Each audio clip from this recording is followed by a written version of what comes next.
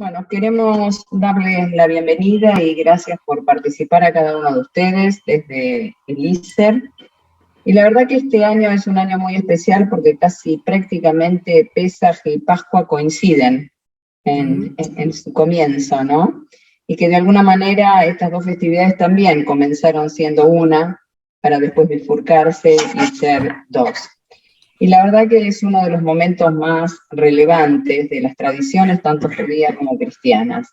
Son dos momentos que nadie puede decir, no sé en qué fecha estamos, qué es lo que está pasando, sino que todo el mundo sabe. Puede no saber mucho, pero sí sabe que estamos en tal festividad y no todo lo que tenemos que hacer, pero sí algunas cosas. Y la idea hoy en esta reunión es poder aprender de los demás, porque cada uno más o menos dentro de su religión, de su modo de vida, tiene una idea más o menos de lo que, por lo menos nosotros, ¿no? Tanto Diego como yo sabemos bien lo que tenemos que hacer, pero bueno, la gente que va a escuchar después y ver este video va a poder darse una idea de cuáles son las diferencias y cuáles son las cosas comunes que tenemos nosotros en esta festividad. Así que, si querés, Celina, le doy la bienvenida y que empiece el rabino, ¿te parece? Sí, yo le había dicho que primero hablan los invitados y luego hacemos la parte de reunión conjunta, comentarios, preguntas. Así que sí, empezamos nomás con la presentación del primero, que es el rabino, luego la pastora Delia y en tercer lugar Clara y Enrique. Es así, habíamos puesto el programa. Perfecto.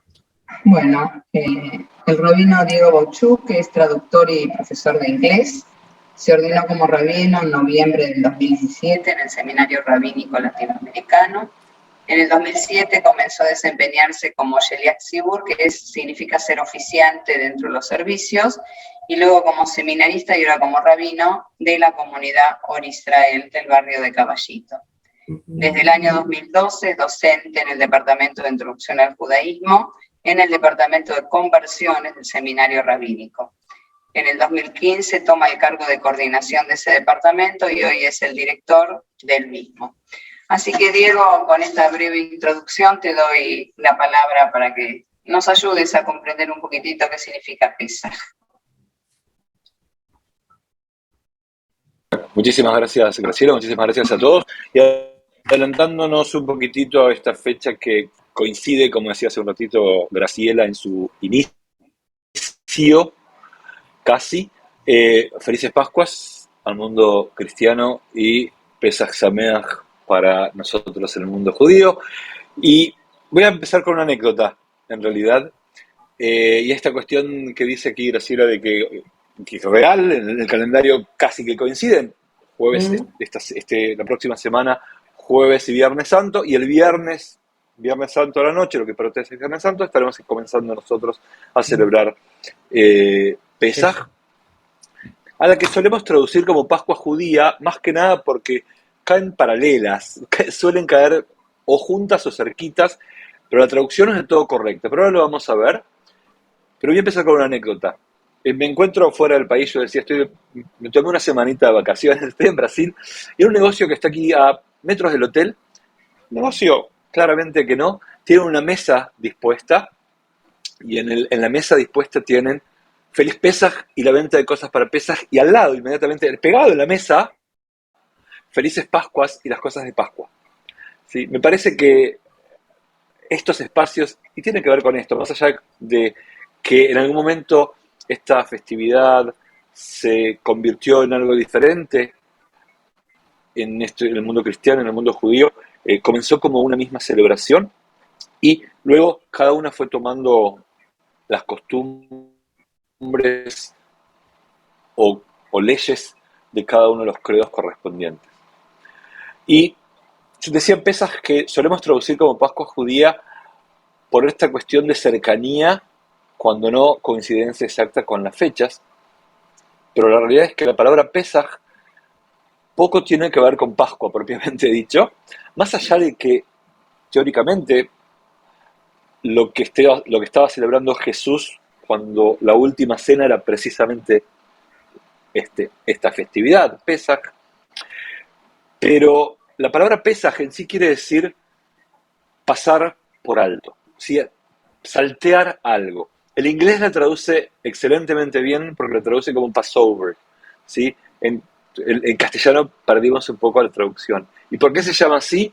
Porque si recordamos un poquito la Biblia, el Tanaj, en el libro de Shemot, el libro de Éxodo, Dios le va a pedir al pueblo judío, de hecho el pueblo hebreo no era el pueblo judío aún, le va a pedir que se haga lo que conocemos como el famoso sacrificio del Cordero Pascual, el Cordero de Pesaj, y que con la sangre de este Cordero marque los dinteles, los marcos de las puertas, para que cuando cayera la última de las 10 plagas, la muerte de los primogénitos,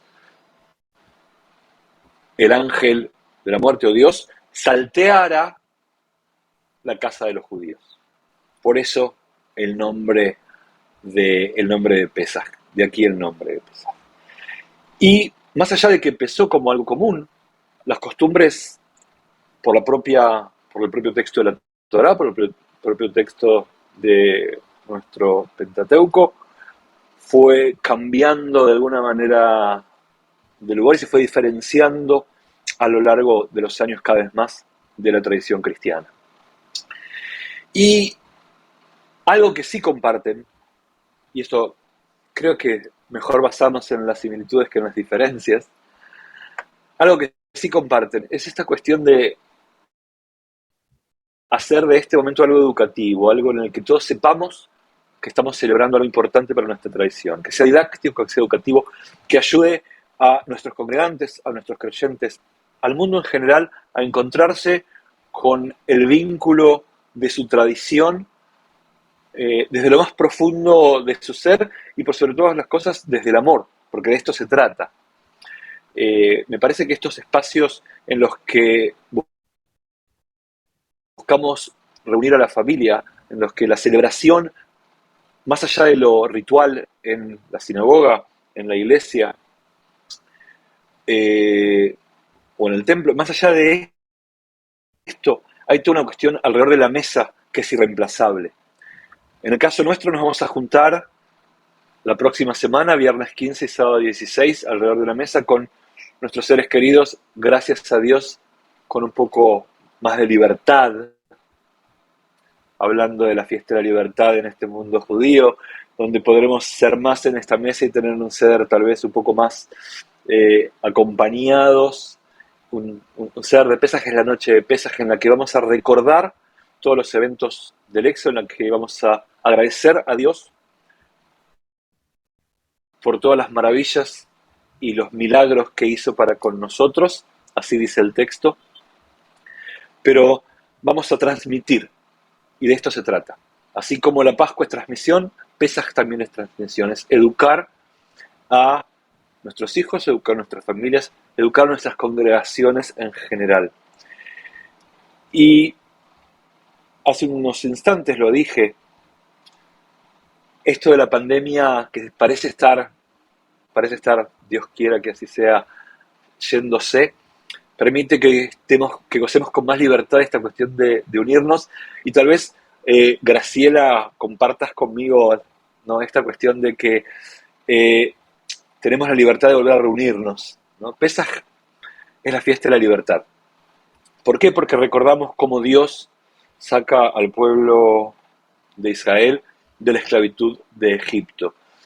Y claramente estos últimos 2 años, 2020 y 2021, pandemia mediante, nos encontramos algo prisioneros, si no es poquito decir, y no valdría la pena decir muy prisioneros. Y este año pareciera ser que con un poco más de libertad o con libertad podremos celebrar. Entonces, tal vez desde mi lugar, volver sobre el valor de la libertad como un valor esencial para los seres humanos, ¿no? Como algo fundamental para poder ser que somos en nuestros credos, en nuestras tradiciones, en nuestras formas. Me parece que de esto se trata un poquito Pesaj. Y este Pesaj en particular, en donde volvemos a caminar con más tranquilidad, que este Pesaj, que esta Pascua traiga un poquito de este sentimiento. Y creo que mucho hay aquí de trascender, de transferir, de educar, y de educar para la libertad, para que cada uno de nosotros pueda seguir siendo básicamente fiel a sus tradiciones, pueda seguir celebrando, pueda seguir juntándose, y entiendo que porque somos diferentes no estamos en bandos opuestos, sencillamente rezamos de una manera diferente, nos juntamos de una manera diferente y celebramos de una manera diferente, pero probablemente el objetivo sea lo mismo, o sea el mismo, que es juntar, que es transmitir, que es educar. Y de esto se trata. Pesaj es la fiesta de libertad con un montón de simbología que encontraremos en la noche de la cena de Pesaj, que nos remite a la importancia de la libertad, la importancia de recordar de dónde venimos, recordar quiénes somos, no olvidar de dónde salimos para poder saber hacia dónde vamos, como uno de los textos lo dice, recordar y sentirse como si cada uno de nosotros hubiera salido de Egipto, encontrar ese momento de libertad único e irrepetible que tiene cada uno y preguntarse quién soy, ¿sí? Preguntarse hacia dónde voy y tal vez brindarnos a la posibilidad de ampliar esa pregunta y preguntarnos a dónde vamos, quiénes somos y qué queremos hacer con este mundo. Si algo deberíamos haber aprendido de la pandemia es que la libertad es preciosa, que poder estar junto a nuestros seres queridos alrededor de una mesa celebrando es algo único, irrepetible, y que cada simbología, sea la simbología de Pascua, sea la simbología de Pesaj, en donde, como dije, cada uno de los elementos nos remite a la libertad, al encuentro, al recuerdo. Eso es lo que tenemos que tener presente para poder seguir construyendo, o para poder empezar, tal vez de una buena vez, a construir una humanidad un poquitito, aunque sea mejor para nosotros y para nuestros chicos particularmente, que van a seguir caminando por este mundo. Así que, nuevamente, así como empecé, felices Pascuas para el mundo cristiano, para Graciela y para mí, Pesaj Sameach, feliz Pesaj, muchas gracias nuevamente por el espacio. Gracias. Gracias. Muchas gracias. Gracias. A ustedes.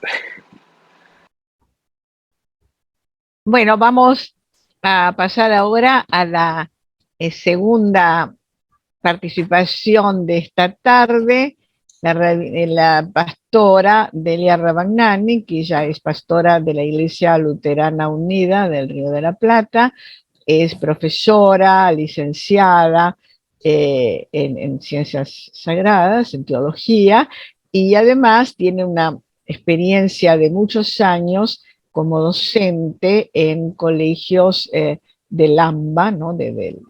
Especialmente en un lugar muy particular que es el tercer cordón. Siempre nos ha hablado un poco de la experiencia de trabajar en esos lugares. No necesita más presentación porque Gracias. es una recurrente partícipe de nuestras actividades y ahora nos va a contar cómo es la celebración de la Semana Santa en una rama muy especial del cristianismo occidental, que es el luteranismo. No tenemos que olvidar que Lutero era un monje originariamente, y era un monje agustino, es decir, que tenía una tradición de celebración muy antigua, y de alguna manera eso, cosa que ya en su tiempo muchos del catolicismo habían ido abandonando, los agustinos lo mantenían. A veces olvidamos la importancia de Lutero en la tradición reformada, que es una tradición que remonta saltando, diríamos así, muchos siglos. Así que va a ser muy interesante esta presentación de nuestra amiga Delia, a quien escuchamos. Gracias. Delia. Muchas gracias, Celina. Muchas gracias por la cordial invitación y para mí es una alegría, un honor poder participar y compartir y celebrar. El rabino decía la fiesta de la libertad y podríamos decir la fiesta de la vida también, donde estamos celebrando conjuntamente y esto de celebrar la Semana Santa como cristianas, cristianos occidentales también y protestantes, tiene que ver también, Lutero, como decía muy bien Celina, no quería separarse, sino que retoma, ¿no es cierto?, las fuentes y por supuesto la fuente bíblica, y no podemos celebrar la Semana Santa sin tener presente el Antiguo Testamento, ¿no es cierto? Así que si ustedes me permiten, yo preparé un PowerPoint, espero poder compartirlo ahora por el Zoom, y para ir charlando sobre, bueno, todo lo que implica para nosotras la Semana Santa. Vamos a ver, está deshabilitado para que pueda compartir. No sé si me permiten. O Laura directamente, si lo tiene, puede subir. Laura tendría que darte el permiso. Ya me fijo, espera. Bueno, gracias. Como ustedes saben, la iglesia luterana es una iglesia litúrgica.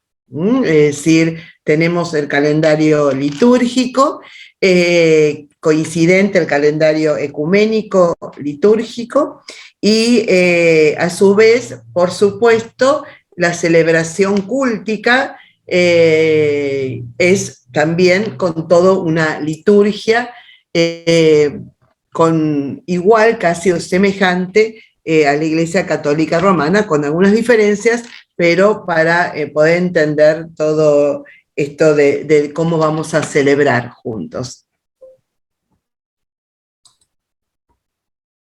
Sigo sin.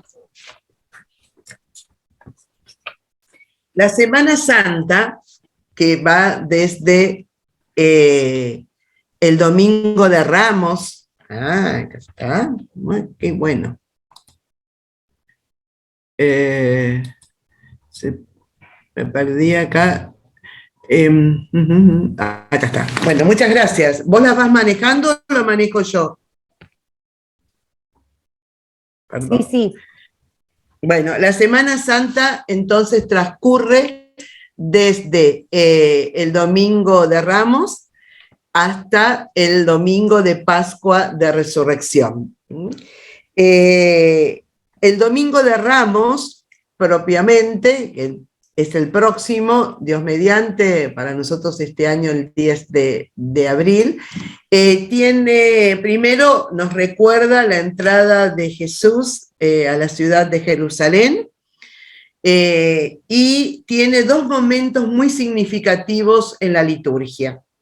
Tiene un momento extramuros y un momento intramuros, es decir, un momento que hacemos en la calle, donde compartimos lo que llamamos la liturgia de las palmas y recordamos al recibir los ramos, bendito el que viene en el nombre del Señor.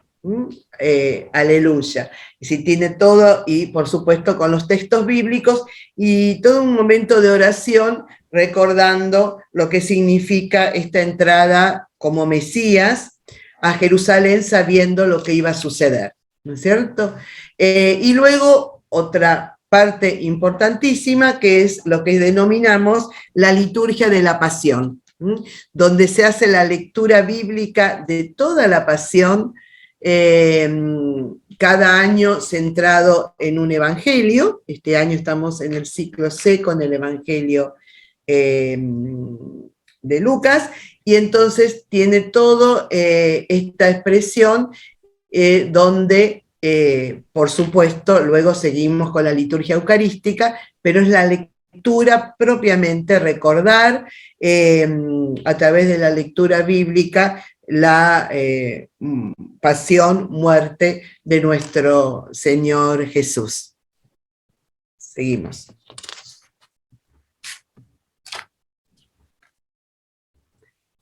Y luego está lo que denominamos el triduo pascual, es decir, los 3 días muy significativos: Jueves Santo, Viernes Santo y el día de la vigilia pascual.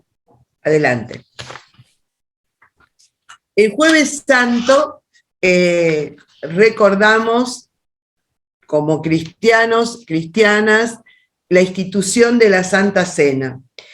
Pero no podemos olvidarlo, como muy bien dijo nuestro hermano el rabino Diego, la fiesta de Pesaj, y el relato de la institución, especialmente de Pesaj, de la fiesta perpetua, según el libro del Éxodo. Entonces hay una correlación entre esta fiesta de pasaje de esclavitud a libertad con lo que va a significar la institución de la Santa Cena, de la comunión, donde Jesús hace lo que hacía un padre de familia, ¿no es cierto? Toma el pan, da gracias a Dios: bendito eres tú, oh Señor, creador del universo, y del fruto de la tierra el trigo, del fruto del trabajo el pan. Lo parte y lo reparte: este es mi cuerpo entregado por ustedes. Y luego lo mismo con la copa: bendito eres tú, oh Señor, creador del universo, y del fruto de la tierra la vid, y del fruto del trabajo el vino. Esta es la sangre del nuevo pacto, por eso la relación con Pesaj, la sangre del nuevo pacto derramada por ustedes. Y luego de este momento tan especial, ocurre lo que llamamos el desnudar el altar. Es decir, a través de la lectura del Salmo 22, Dios mío, ¿por qué me has desamparado? A través de esa lectura antifonal se va despojando todo lo que tiene que ver con la celebración en el templo, en las capillas, y queda casi a oscuras, porque viene la noche más oscura y solamente la iluminada la cruz del Señor, es decir, pero nos vamos preparando, no hay saludo, no hay bendición, sino que es el momento de oración, como Jesús oró en el Getsemaní, en el monte enfrente de donde había hecho la última cena. Entonces, de esa manera, así nos retiramos en silencio y en profunda oración luego del Jueves Santo. Siguiente. Llegamos al Viernes Santo, donde la ceremonia tiene que ver con lo que denominamos la exaltación de la cruz. Hay diferentes celebraciones, meditación de las palabras dichas por el Señor en la cruz, pero también lo que se llama el Vía Crucis. Recordamos a través de las lecturas bíblicas, la oración y la meditación, los diferentes pasos de Jesús hacia la cruz.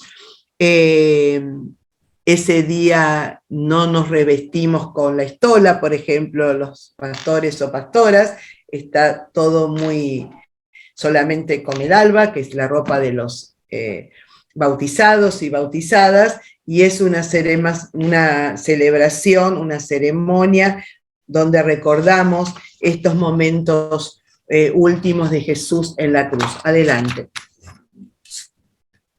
Y como toda lectura tiene que ver con la resignificación también y la base de la lectura del Antiguo Testamento, es decir, Jesús es el siervo de Yahvé y las lecturas del canto del siervo, especialmente en el libro del profeta Isaías, son una de las lecturas que meditamos y compartimos en forma especial. Y tenemos presente, esto también decía el rabino, de traer hacia el hoy, ¿no es cierto?, en la educación, tener presente que muere en la cruz es el Cordero de Dios que quita el pecado del mundo, ¿no es cierto?, y nos da también la libertad. También es fiesta la Pascua de la libertad. Adelante.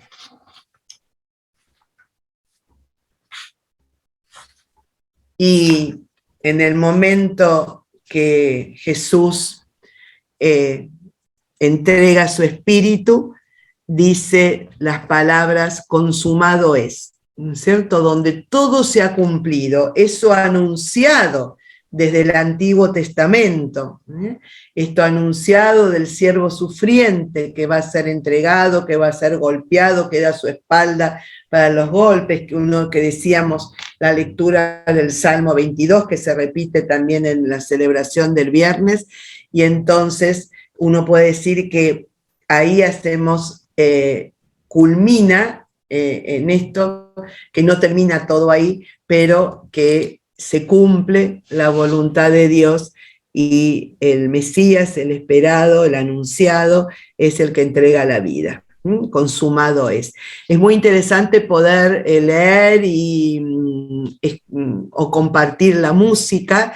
Uno puede tener presente las pasiones de Bach, ¿no es cierto?, las dos pasiones que es tan importante en el canto. Yo intenté poner links, pero no pude hacerlo, no supe hacerlo, de canciones. Por ejemplo, en el Jueves Santo hay una canción que compartimos con los hermanos católicos romanos que se canta mucho, que es "No hay mayor amor que dar la vida".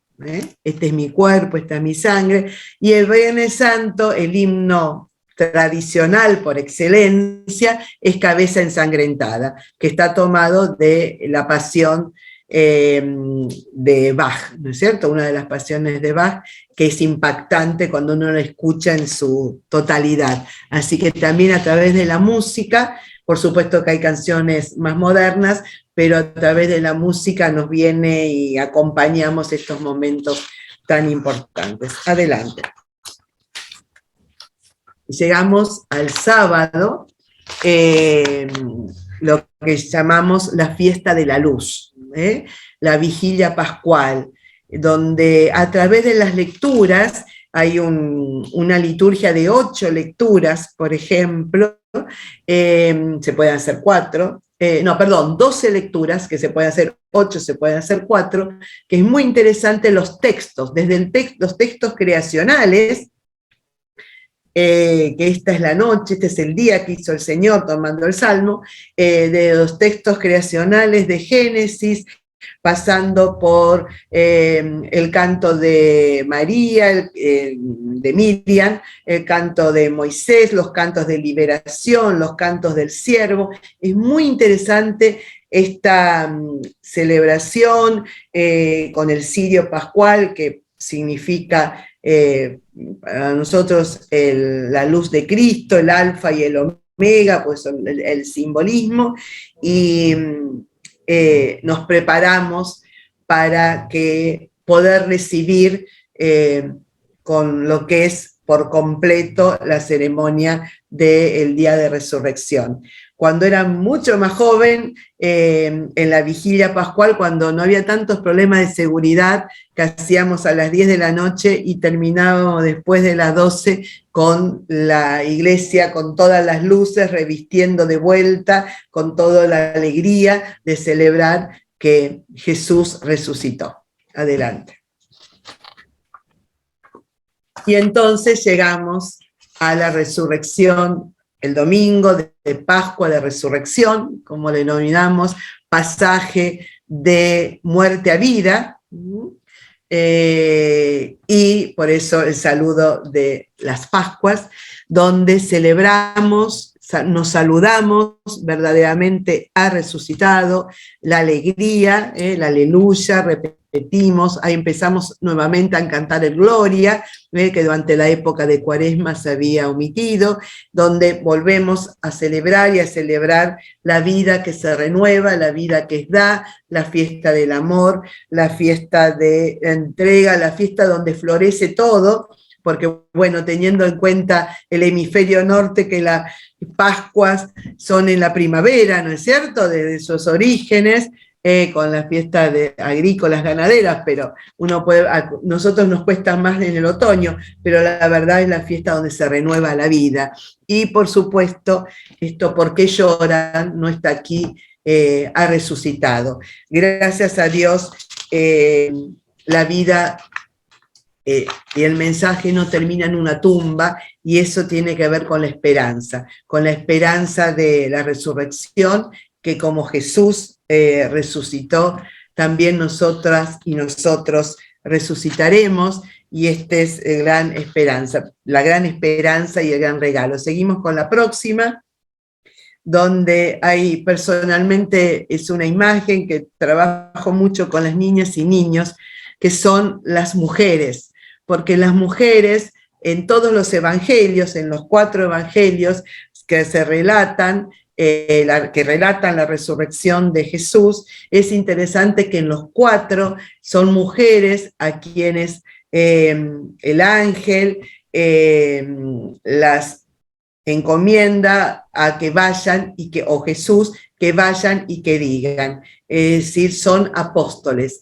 Especialmente María Magdalena, que es la apóstol apóstol de los apóstoles, donde van y cuentan y celebran. Ayer un niño me preguntaba en una charla qué hubiera pasado si las mujeres se hubieran callado. Es decir, cuando igual tuvieron que ir y corroborar y ver, ¿no es cierto?, porque no le creían, pero vayan y digan, cuenten. Esto es el mensaje de la resurrección, ¿no es cierto? Jesús está vivo, es la fiesta de la vida, la fiesta de la alegría, que el texto de esta imagen dice, ¿continuamos entonces? Sí, sí. Bueno, como decíamos, el día de la Pascua de Resurrección, pasaje de muerte a vida, fiesta de la vida, fiesta del amor, fiesta de esto de cantar aleluya, gloria a Dios, el Señor resucitó, Jesús resucitó, y esta imagen que nos representa, bueno, a las mujeres, que son las enviadas a dar el testimonio. Es decir, cambia por completo también un lugar que Jesús le da a las mujeres cuando las empodera y les da este envío de ir y comentar y decir, y que Él no estaba en la tumba, que había resucitado, y luego cuando van los discípulos, primero no le creen, y cuando van los discípulos a la tumba y recuerdan lo que Jesús había enseñado y que había anunciado, que Él iba a padecer, que iba a morir y que iba a resucitar al tercer día. Así que María Magdalena, en el caso repetida y nombrada en los 4 evangelios, es considerada la apóstol de los apóstoles, porque es la anunciadora por excelencia. Continuamos entonces en la última, es que esta es la alegría de la fiesta pascual, que Jesús no está en la cruz, que Jesús vive, que nos da vida y vida en abundancia, que se renueva y que nos renueva, y que recordamos ese gesto de amor, y es el que da el sentido a la fe cristiana, que creemos que Jesús, el anunciado, el que es el Dios encarnado, el que viene a dar la vida y la vida para toda la humanidad. Y esto es lo que celebramos también, como dijimos, en esta fiesta del amor, fiesta del pasaje de muerte a vida, fiesta de libertad también y fiesta de celebrar esta vida que se renueva. Así que muchísimas gracias por la atención y seguramente luego compartiremos entre todos. Gracias, Delia, gracias. Muy, muy interesante tu participación, que también es muy similar a la de los católicos, así que, aunque con algunas pequeñas diferencias, pero, y sobre todo interesante la música, ¿no? Yo recuerdo haber asistido a celebración de Pascua y de Navidad de la iglesia luterana, pero cuando estaba en Argentina, Jerónimo Granados. Ah, sí. Y lo que me llamaba la atención era la hermosa música. ¿no? Una hermosa y pensando música. La música, porque es interesante algo que la Reforma rescata, que es la música cantada en la comunidad. No es el solo, ¿no es cierto? No es el canto gregoriano, sino es la comunidad la que canta, la que ora, la que alaba a través de la música, ¿no es cierto? Y es muy rico la historial, el bagaje de la música cristiana, por supuesto, y la música de la Reforma y posterior, por supuesto, como dije, hay cosas, cantos nuevos ritmos, que también es parte de ayornarnos al mundo con el cual estamos viviendo, pero ante todo celebrar, que de esto se trata, y el domingo de Pascua, de Resurrección, por supuesto. Y cada domingo que nos reunimos, recordamos que Jesús resucitó. Esto es la celebración dominical, propiamente. Gracias. Vamos a pasar ahora a la tercera parte, donde vamos a escuchar a una tradición diferente, la tradición ortodoxa de expresión occidental, representada en este caso por las dos personas que tienen a su cargo en la parroquia en Buenos Aires de esta iglesia ortodoxa, San Martín de Tours. Vamos a escuchar entonces al presbítero Enrique Wickersbacher, que, como digo, es el presbítero de esta iglesia y que además es psicólogo social y que hace años se ocupa digamos, de las tareas parroquiales. Y en segundo lugar, vamos a escuchar a Clara Cortázar, que es la viuda del padre Jacques, el quien inició acá en Argentina hace muchos años, por el año 78, si no me equivoco, esta iglesia que venía de Francia. Ella es licenciada en música por la Universidad Católica Argentina, donde nos hemos conocido y donde yo hice algunos cursitos, y estuvo durante años ocupada de coordinar el departamento de Historia de la Música, su especialidad, y ella se ocupa de la preparación y dirección del coro de la parroquia, porque también en esta tradición la música es fundamental. Así que ella se va, es decir, por un lado Enrique se va a referir a la parte litúrgica en general, y Clara más específicamente yo se lo pedí porque ya van a escuchar ustedes esta interesante relectura de una música tradicional de las iglesias ortodoxas, pero adecuadas a nuestra lengua, porque se expresan en las lenguas de cada país, y con un ayornamiento necesario, pero son tradiciones muy antiguas, son tardoantiguas, de los siglos 3, 4 al 7, 8, de modo que es muy importante lo que ella nos tiene para contar.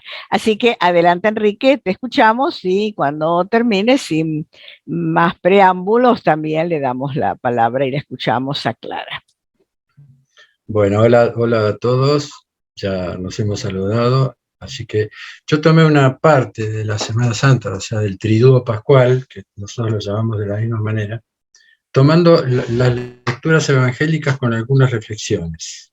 Esa fue la idea de este curso. de esta charla, pequeña charla. Por eso voy a empezar. La gran semana, la Semana Santa, contiene en su interior la resonancia de una nueva creación. Si prestamos atención a los hechos que nos relatan los evangelios y los cantos litúrgicos que acompañan a este tiempo, seremos testigos de que esta Pascua invierte el sentido de la existencia. Acompañando a Jesús durante su pasión, muerte y resurrección, podemos intuir, vislumbrar la transformación de una vida creadora de muerte en una muerte creadora de una nueva vida.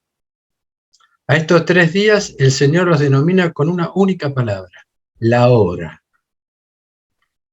Al comienzo de la Semana Santa, el Domingo de Ramos, en el Evangelio del día, el Señor le responde a unos griegos curiosos que querían conocerlo: la hora llega en que el Hijo del Hombre será glorificado.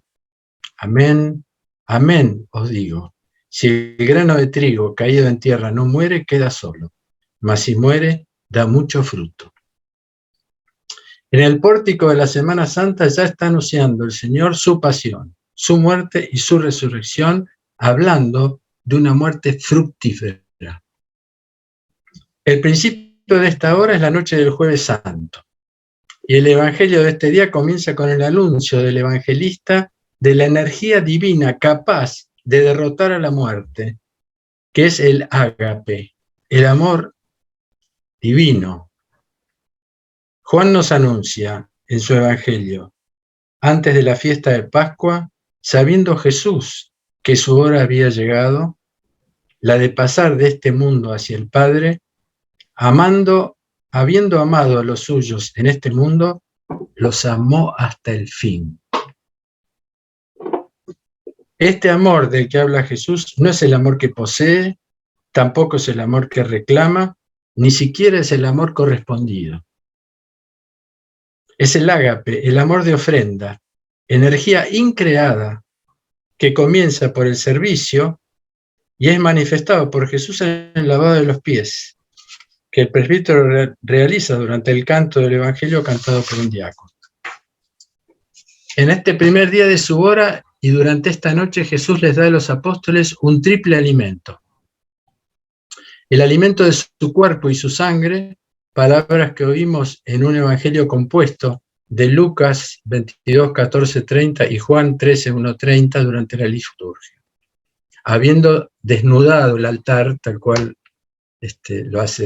nos contó Delia que hacen lo mismo, y posteriormente en el oficio de vísperas, que se celebra inmediatamente de finalizar la liturgia, oímos la lectura sucesiva de los capítulos 13 a 17 de Juan, desarrollados en 7 evangelios que están precedidos por un responsorio. En estas lecturas los apóstoles reciben los otros 2 alimentos: el alimento de la amistad personal ofrecido a cada uno, llamándolos amigos. El Señor dice: ya no os llamo más servidores, porque el servidor no sabe lo que hace su Señor, pero os he llamado amigos porque os he dado a conocer todo lo que he oído de mi Padre. Y el tercer alimento es la contemplación de la intimidad de las 3 personas divinas, que guarda el deseo de compartir con ellos la gracia de ese amor en el que vive la Santísima Trinidad. Jesús le dice al Padre: Señor, que yo esté en ellos como tú en mí, para que lleguen finalmente a ser uno, y que el mundo conozca que tú me enviaste y que los amas como me amas. Un alimento para el cuerpo, un alimento para el alma, la amistad, y un alimento para el espíritu, que es compartir la vida divina. En el huerto, el Señor se encuentra con el pecado, la desdicha de toda la humanidad, que lo hace sufrir los dolores de parto del nuevo nacimiento que él mismo está gestando, experimentando el silencio de Dios, que no responde a su pedido de no beber del cáliz de la tragedia humana. En el juicio inicuo en su contra, el Señor soporta en silencio, sin defenderse, toda la injusticia humana, la mentira, la ambición eclesiástica, política y económica, la traición de casi todos. Sobrelleva todo esto sin pedir la justicia ordinaria. En los 3 nocturnos que se celebran a medianoche, oímos estos acontecimientos con la lectura de 5 evangelios compuestos, precedidos cada uno por un responsorio que nos conducen hasta el prendimiento del Señor y su condena. Ya estamos en el Viernes Santo, precedido por un responsorio que canta el coro, que dice: el que está vestido de luz como de un manto, se presenta al juicio desnudo y recibe una bofetada de las manos que ha creado. El pueblo infiel clava sobre la cruz al Señor de gloria. El velo del templo se desgarra y el sol se cubre de sombra, porque no puede soportar ver agobiado de oprobio al Dios temible. Adorémoslo. El presbítero relatando las palabras del Señor, un diácono que expresa la narración del evangelista y un lector que le da voz a los distintos personajes, oímos un evangelio compuesto que nos conduce de la crucifixión a la muerte de nuestro Señor. Cargando con todo el peso de la autodestrucción humana, Jesús es elevado a la cruz. La misma muchedumbre que lo recibió con palmas y ramas de olivo en su entrada a Jerusalén, ahora lo condena hasta la cruz. Es el hombre en estado de muchedumbre, es decir, sin posibilidad de intimidar con Dios y con los otros, sino en situación de intimidación injusta e inhumana. ¿Y qué les ofrece el Señor clavado sobre la cruz? Perdónalos, Padre, no saben lo que hacen.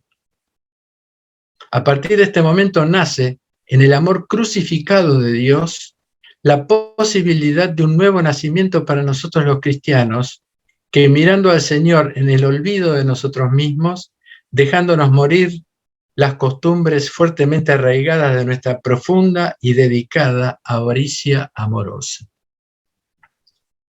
Es el segundo mandamiento que Jesús propone en la noche del jueves. Este es el mandamiento mío: amaos los unos a otros como yo os amo. Nadie tiene mayor amor que el que da la vida por sus amigos. Y en este caso del Señor, también por sus enemigos.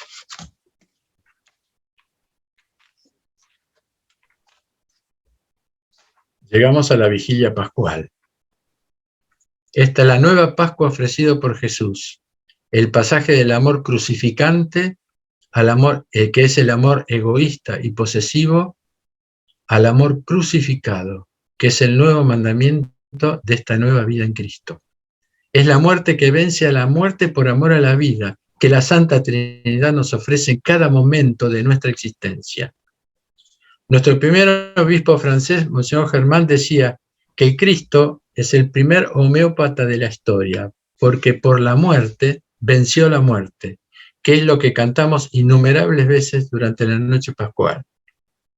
Cristo resucitó de entre los muertos. Por la muerte venció la muerte. A los que están en la tumba, Él les dio la vida. Hay quienes ignoran qué es la resurrección porque desconocen el contenido espiritual de la muerte, limitándola únicamente a su aspecto biológico, a la muerte física, que se ha transformado para muchos en una ley natural de la vida. Si nosotros los cristianos pensamos que la muerte es solamente un fenómeno biológico, entonces la destrucción de la muerte por el Cristo que se canta en esta noche es falsa, porque en el nivel biológico la muerte no ha sido ni destruida ni abolida, sigue siendo la misma ley inevitable, tanto para los santos como para los pecadores, para los creyentes como para los ateos.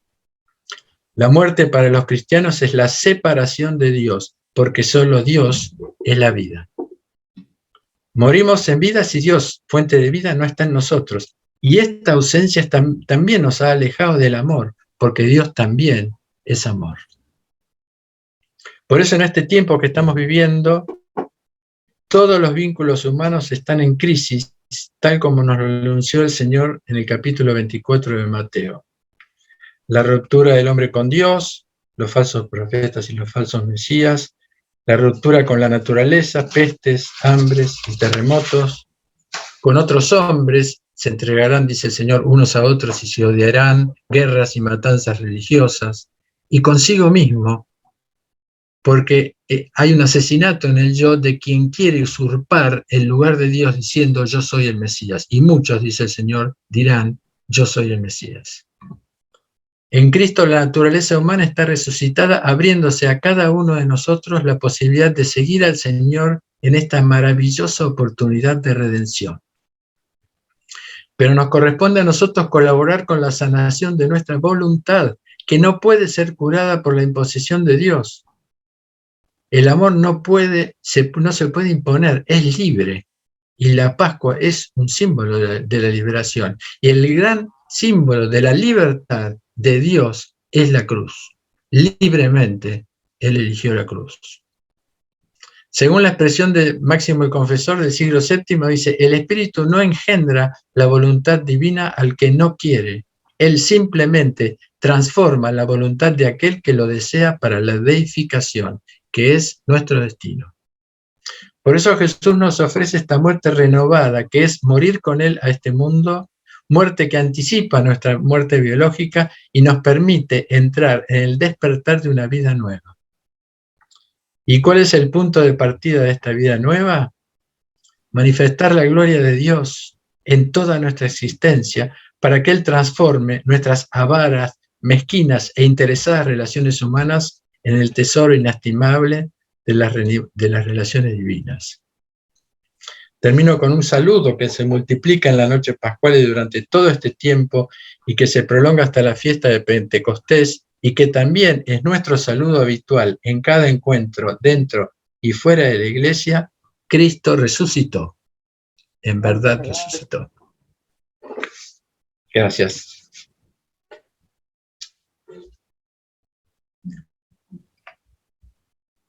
Clara. Sí, creo que yo voy a ser muy, muy breve, lo más breve posible después de todos estos accidentes informáticos. Simplemente quería hacer notar que el título de este encuentro, Tres tradiciones, ya sugiere la complejidad de los fenómenos culturales surgidos de la riqueza simbólica de la fiesta de Pascua, simbólica e histórica.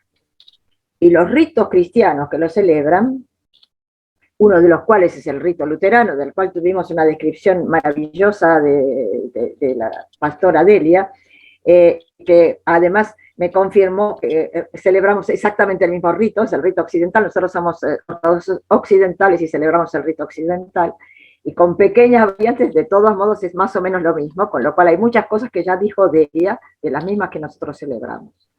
Ustedes saben que las variantes en las tradiciones litúrgicas cristianas son enormes. Hay bizantina, romana, galicana, visigótica, siríaca, armenia, copta, etc.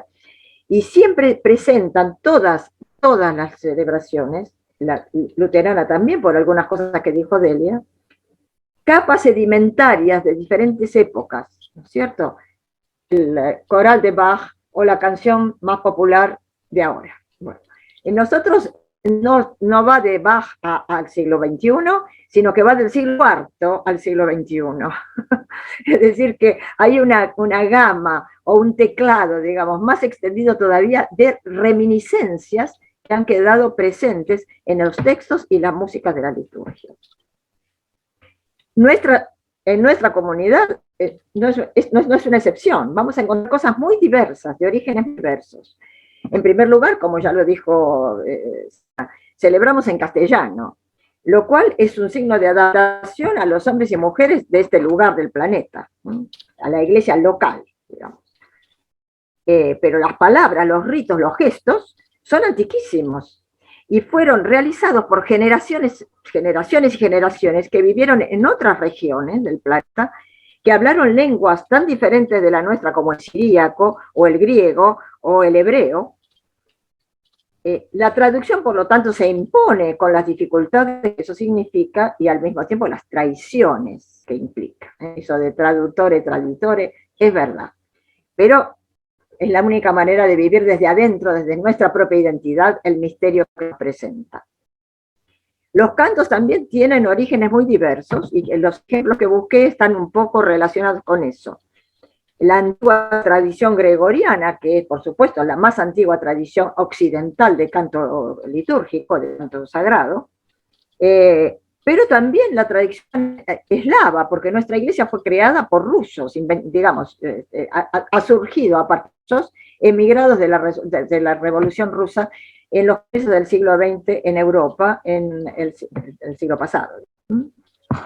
Y la tradición es como la tradición luterana, exige un canto polifónico de varias voces simultáneas, 2, 3, 4, que todas cantan lo mismo, el mismo texto. Es lo que en música se llama la polifonía. Es decir, todos están llamados a participar de la liturgia, introduciendo su propia voz en el conjunto.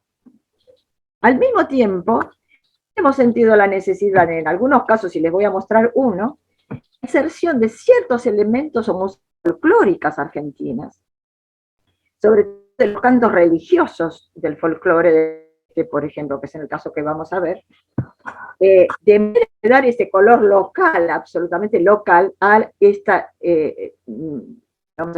este complejo, Y lo difícil es lograr una cierta unidad sonora con todos estos elementos tan heterogéneos. Una atmósfera que ayude y estimule la plegaria de la asamblea y que transmita sin palabras, o acompañando las palabras y magnificando las palabras, algo de ese misterio que celebramos. El desafío no es en absoluto solamente estético o estilístico, el desafío es espiritual. Como ya lo hemos dicho varias veces, y como ya, mejor dicho, lo han dicho otros, el rabino Diego o Delia, la Pascua es una realidad dinámica, es un paso, ya sea pasar saltando por encima, como en el caso del Pesaj judío, ya sea pasar de una dimensión a la otra, de la esclavitud a la libertad, por ejemplo, en el Éxodo, o bien, más específicamente para los cristianos, de la muerte a la vida, y como lo acaba de decir el padre Enrique.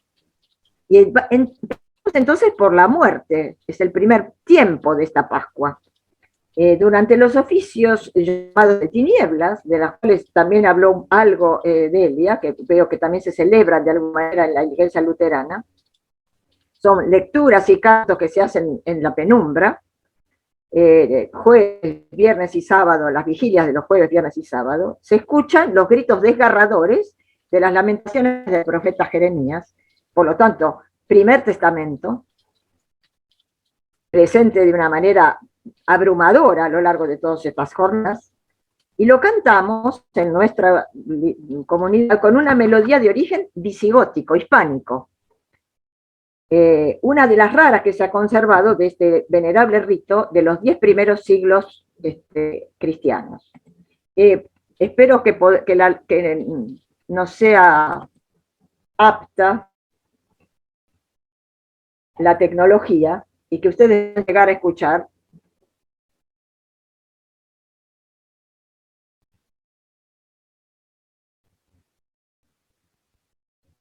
Las lamentaciones de Jeremías el profeta.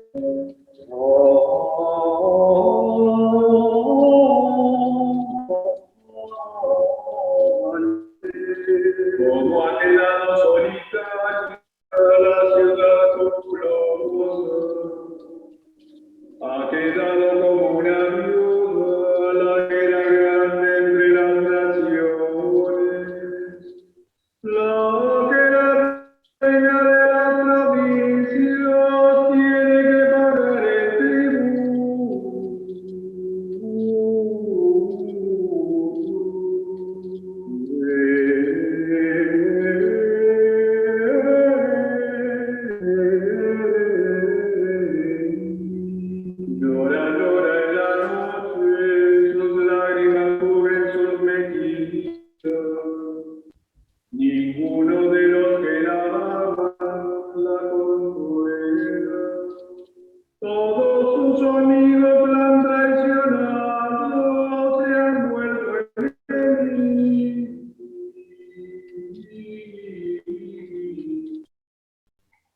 Espero que lo hayan podido escuchar.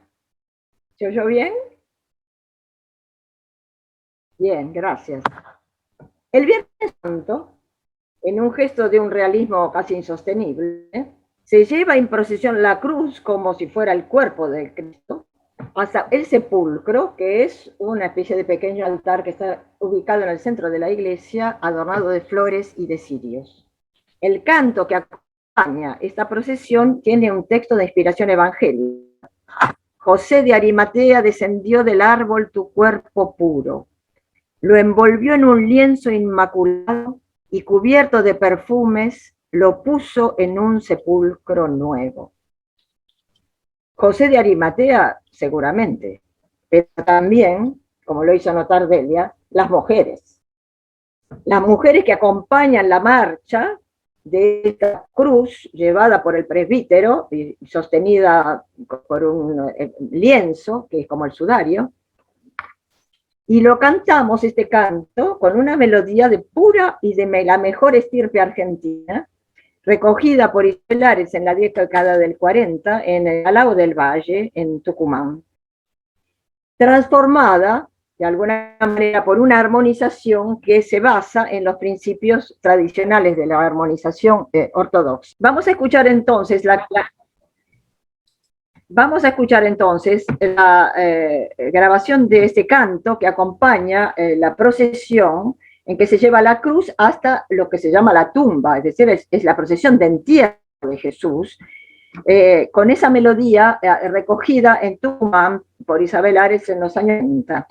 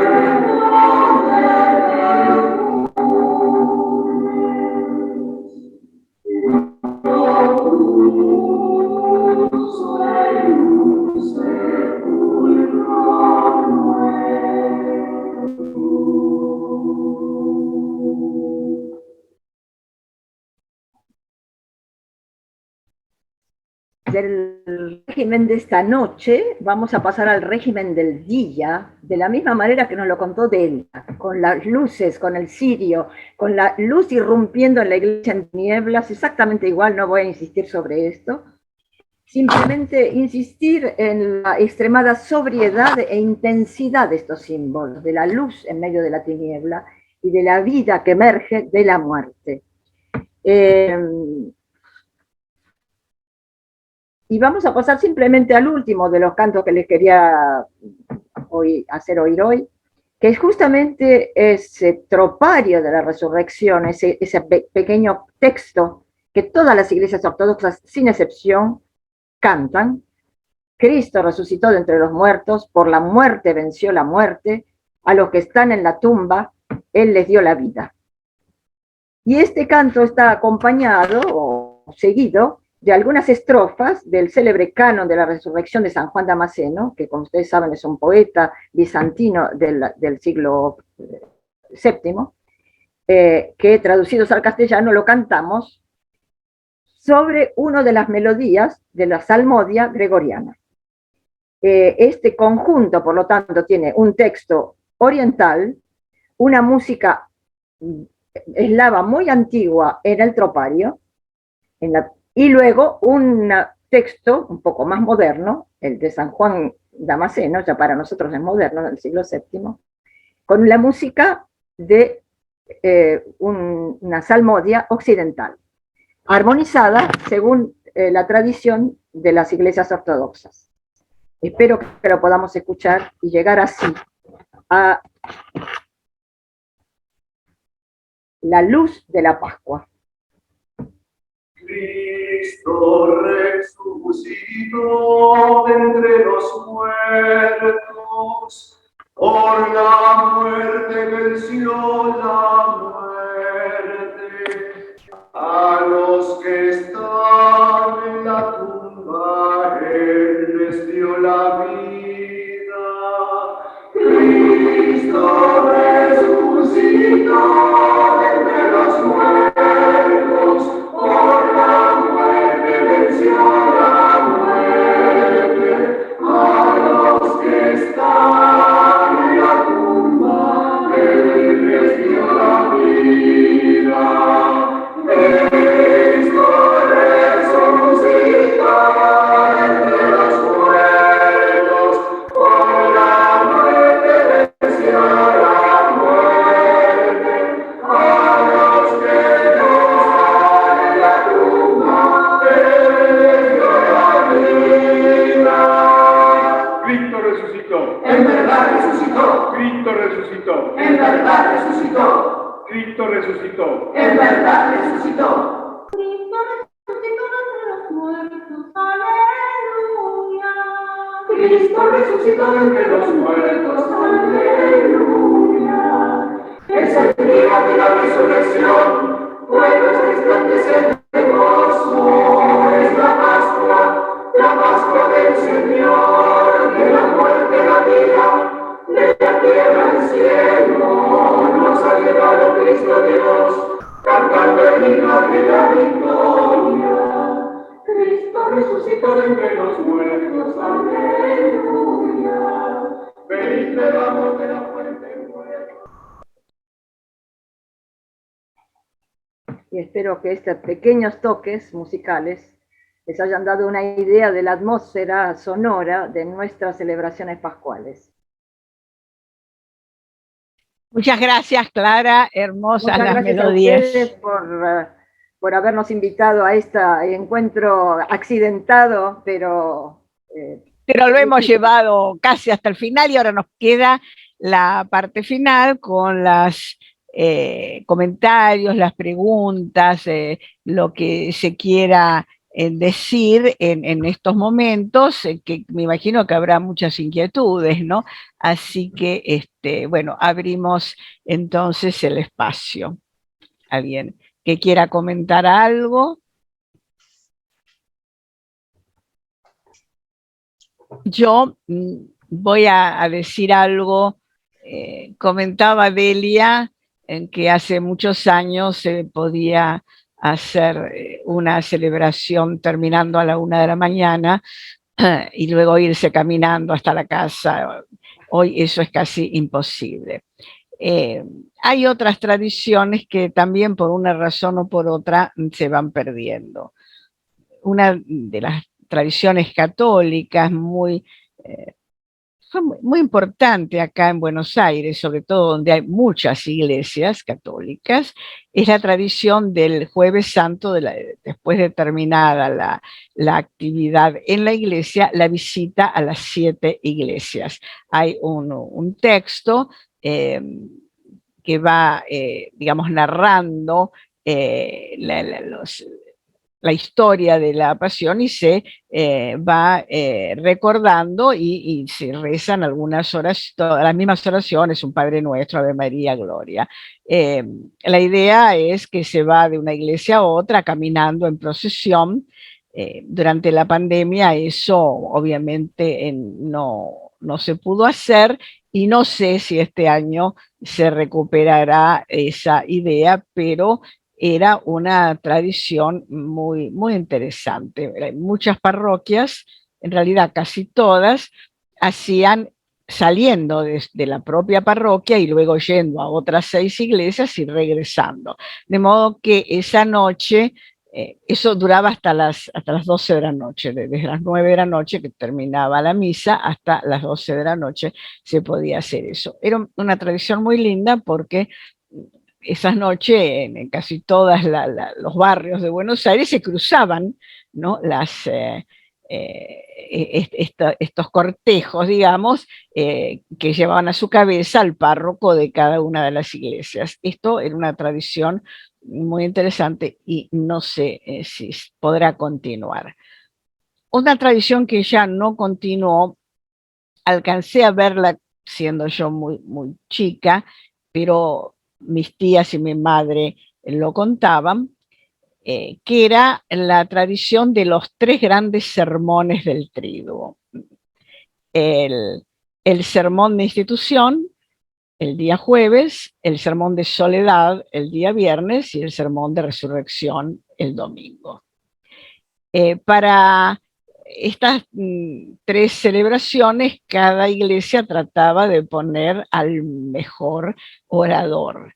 Y había, eso lo contaban siempre ya por los años 40, había varios sacerdotes que se caracterizaban porque gustaban mucho sus sermones. Y, por ejemplo, una tía contaba que para escuchar a uno de esos oradores, que además cada año cambiaba de iglesia, porque claro, los iban invitando, ella y otras muchas personas se trasladaban para escuchar.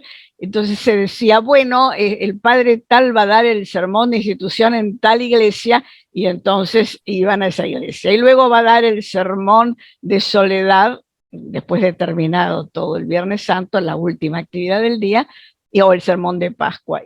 Una tradición de ir a escuchar, no de soportar, como pasa muchas veces ahora, el sermón, sino de irlo a escuchar, ¿no?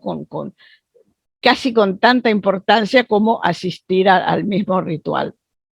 Una tradición muy interesante que tiene mucho que ver con la tradición de los sermones de la época hispánica, ¿no?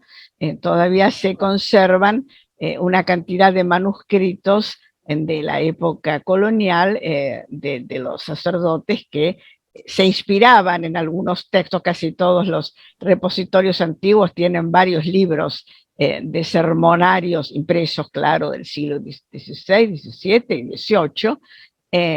Sobre todo el XVII es el siglo que se ha caracterizado por una enorme cantidad de sermonarios, pero también del XVIII. De modo que también es una tradición que se ha perdido, y bueno, hoy los leemos como algo histórico. Era lo que les quería comentar. Gracias, Ed. Esperemos que si algunas tradiciones se pierden, otras se inventen, porque la tradición se renueva. Sobre la base de ciertos elementos antiguos pueden surgir cosas nuevas. Sí, es cierto, es cierto. Hoy tenemos, por ejemplo, las representaciones del Gólgota que se hacen en muchas parroquias, que no se hacían antes y que se hacen con gente joven y que resultan muy motivadoras, ¿no? Porque la gente joven se junta para hacer una representación de lo que pudo ser el Gólgota, ¿no? Así que esta es una tradición relativamente nueva. Y en muchos lugares la cena de Pascua entre hermanos judíos y cristianos se comparte. Nosotros tenemos una congregación en Posadas y sé que entre el pastor, el rabino y el pastor, esta celebración y otras se hacen en forma conjunta. Por supuesto también los Vía Crucis en muchos lugares en forma ecuménica, ¿no es cierto? Y en la ciudad de Buenos Aires, en el área de la zona de Belgrano, ya hace muchísimos años, no sé, Santo, ¿sí? El Viernes Santo ecuménico, donde nunca puedo ir porque justo coincide. No, una recorrida, ¿no es cierto? Es decir, creo que en el transcurrir de los años, ¿no es cierto?, se ha avanzado en poder compartir y en poder aprender unos de otros y de poder acompañarnos, ¿no es cierto?, que es tan importante. Bueno, yo quería, además de agradecer todas las formas hermosas en que aparece este amor divino, ¿no? Estas expresiones de amor, de luz y de amor, que no es otra cosa que el sacrificio por el otro. Es, creo que la expresión más grande de amor, dar la vida por el otro, ¿no? Por los otros, por nosotros. Y quería contar, Celina me lo trajo, escuchándola en las tradiciones anteriores, que había una tradición que era familiar, que decía que era familiar, digo, de tradiciones familiares, no eclesiales, esto quiero decir, que decía la tradición que Jesús había resucitado a las 10 de la mañana, y que a las 10 de la mañana el agua que salía y que brotaba de los distintos lugares estaba bendita. Así que las abuelas nos metían abajo de la bomba si estábamos cerca de algún lugar campestre, o debajo de la canilla, o con la manguera, o con alguna botellita de agua que anduviera por ahí, porque esas 10 de la mañana era un momento importante donde se reconocía esa bendición de ese Jesús resucitado. Y les cuento que quien hacía esa ceremonia, una de las que hacía ceremonia era mi abuela, que luego de ser de nacimiento judía por Jaikowski, su apellido, era su apellido, abrazó el cristianismo al casarse con mi abuelo. O sea, parte de estas uniones que las mismas familias nos traen y estas tradiciones que no son específicamente eclesiales, pero que nos unen de alguna manera al sacramento más hermoso, que es de haber dado la vida por los otros. Exacto. Muchas gracias.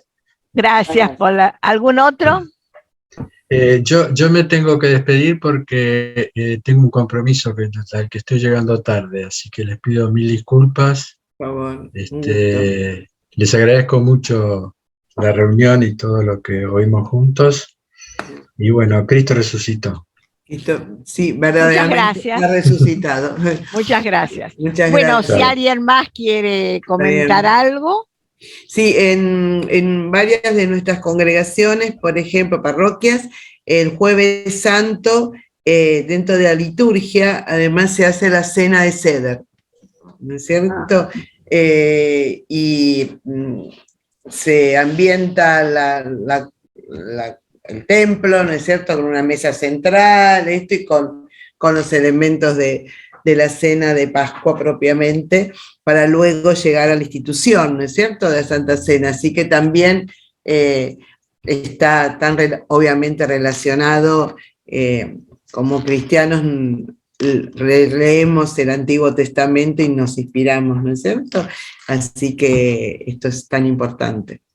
Quería comentarles que nuestro, que estaba escuchando, Luis Alberto, que es de México, dice, por chat, excelentes exposiciones, las cuales me han inspirado para la realización de la celebración de la cena el próximo jueves 14 de abril, Dios mediante. Gracias por todo lo compartido. Así que, bueno, bienvenidos si hemos inspirado para alguna actividad religiosa de la Santa Cena el próximo jueves en México. Y nuevamente gracias por la invitación y por poder compartir con hermanas y hermanos y enriquecernos tanto y que celebremos la vida, ¿no es cierto? Y que hay un himno muy parecido al que Clara nos compartió de resurrección, que dice: Cristo vive, aleluya, muerte y tumba ya venció. ¿No es cierto? Cristo vive, aleluya, un himno también, creo que es del siglo XVIII, y esto es muy fuerte, ¿no es cierto? Y tan emocionante, así que podamos celebrar la Pascua y la fiesta de la vida juntos, ¿no es cierto? Así que muchas gracias. Y felices Pascuas para todos, entonces. Bendecida Pascua. Felices Pascuas para todos. Bendecidas Pascuas. Bendecida luminosas Pascuas, luminosas Pascuas. Exactamente, que la luz nos ilumine, ¿no es cierto? Tal cual. Como iluminó la noche aquella también de la salida de Egipto. Tal cual. Bueno, un abrazo grande y gracias.